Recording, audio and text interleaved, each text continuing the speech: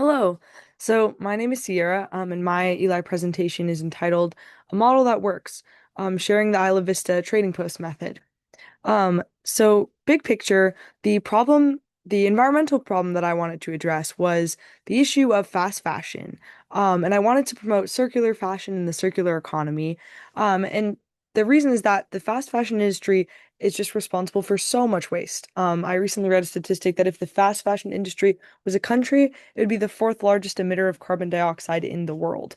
It employs many unfair labor practices and often uses toxic materials. And so the better alternative is circular fashion, meaning, recirculating our clothing rather than just buying new ones every time that we want to change up our wardrobe. And so, circular fashion has many benefits. It reduces the amount of raw materials required to produce clothing. It avoids companies that use those unfair labor practices, like, Shein or Forever 21 and their associated supply chains. It results in lower textile waste. And ultimately, circular fashion can really foster community, which is something that I'm going to talk about a little bit more in the presentation as well.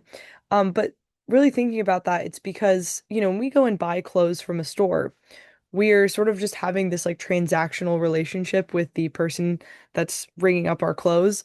But by participating in community-based fast circular fashion, we're actually interacting with our peers, with our community members on a much more personal basis than just going to a store.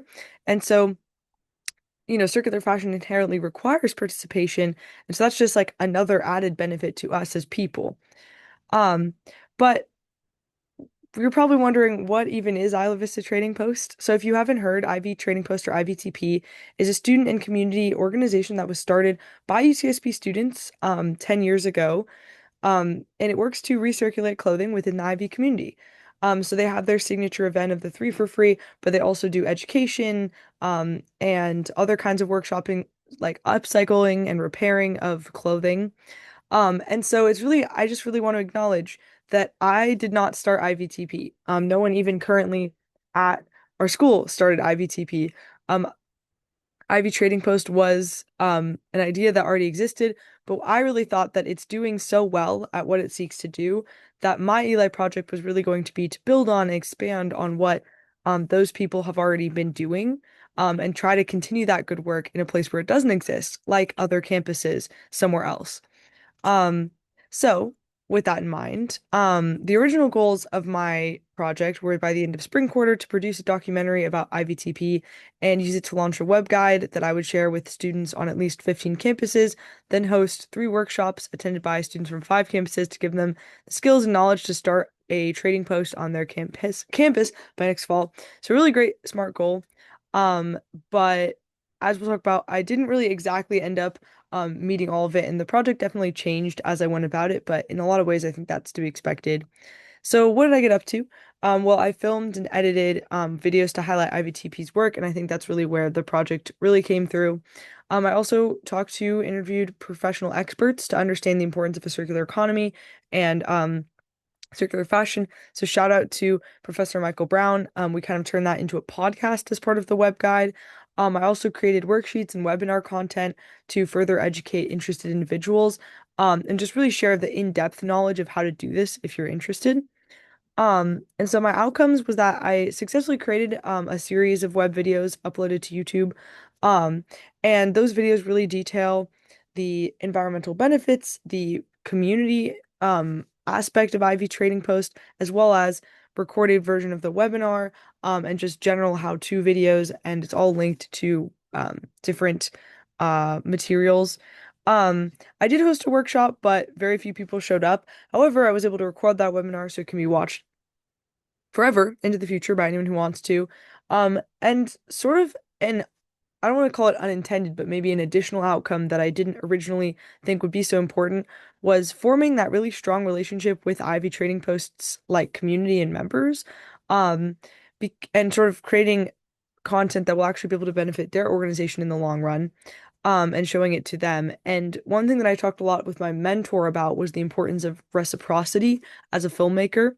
And so I think, thinking about my leadership takeaways, number one is that something that I discussed with, Professor Summer Gray, who was my amazing mentor on this project, is that reciprocity is everything. You know, as someone who's interested in film, I think a lot of documentary filmmakers tend to go in and sort of treat someone else's life or someone else's thing like an entertainment thing, like something that you're taking their story and you're now making it yours. But really, it should be the opposite. You should integrate yourself. You should use the film as a way to grow yourself and integrate and ultimately give back to the people whose story you're representing as the filmmaker. And so that I think is a really core of how I came to treat making these videos, which is including IVTP to the fullest extent. The second thing I learned is that projects can go alongside you. So when I first pitched this, which was over a whole calendar year ago, I wasn't even a film major yet. I didn't know that that was something I wanted to really focus on. And in the years since I thought about generally creating some kind of video, because I knew I was interested in media and communication, I have actually decided that's the career I want to go into. I have had the opportunity to do a lot of other things related to film and learned a lot. And so I think that this project sort of grew to reflect that, and my interest and the part of it that was film grew a lot. And I think that if anything though, it sort of grew to reflect more of my strengths. And so um as something as all and also the things that I want to do in the future. And I think that helped a lot. And so I think it was important to embrace that change. But as number three is kind of addressing follow through is everything. Even if your project changes, it was hard at times to kind of stay on top of deadlines, pivot, understand how I was going to change things. And so I think I just learned that in being a leader, you really need to be ready for anything and you should be ready to adapt and change, but you also then need to continue to make actual deadlines for yourself to hit, even if you have to change those deadlines. But I think overall, even though I think I didn't really meet any of the numerical goals in my original SMART goal, I do really think that I learned a lot about what it means to be a leader and that if I were to do this again, I would be able to do it even more successfully, which from what I understand is really what Eli is all about. So I'm really grateful to have been able to do that.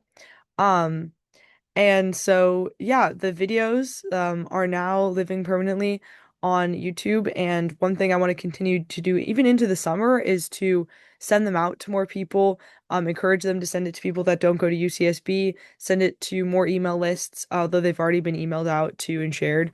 Um, but I think that was just a really great opportunity to get to sort of participate in the Ivy Trading Post.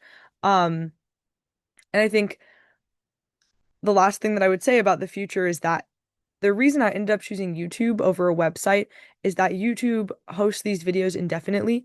And so this will be here forever. It's never going to go away. I'm not going to delete it. And it could live for years, with people being able to watch it, come back to it, or share it, find it, rediscover it, and whatnot. So I'm really proud of what we were able to do. I'd like to thank, Erica and the Eli team, as well as my mentor, Summer Gray, and Professor Michael Brown or yeah, my mentor, Professor Summer Gray, and Professor Michael Brown for participating as an interviewee. And of course, the biggest thank you just goes to the Ivy Trading Post members and all of the amazing students who make that whole thing run for welcoming me into their community. So yeah, thank you so much.